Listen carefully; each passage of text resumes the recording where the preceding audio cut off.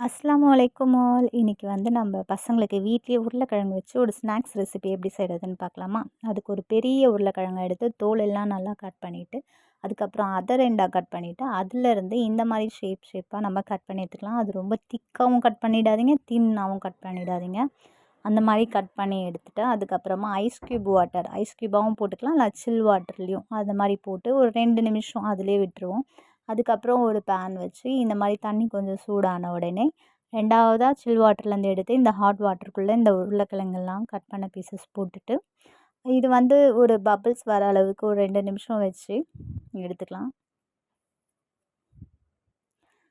இந்த மாதிரி எடுத்துட்டால் போதும். அதுக்கப்புறம் ஒரு காட்டன் துணியில் இது எல்லாத்தையும் வந்து தண்ணியெல்லாம் போகிற அளவுக்கு போட்டு நல்லா தொடச்சி, தண்ணி இல்லாமல் சுத்தமாக தொடச்சி எடுத்துப்போம்.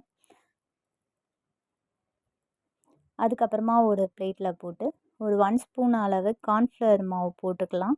இதிலே சால்ட்டும் தேவையான அளவு சேர்த்துக்கோங்க. சேர்த்து 2த்தையுமா நல்லா மிக்ஸ் பண்ணிப்போம்.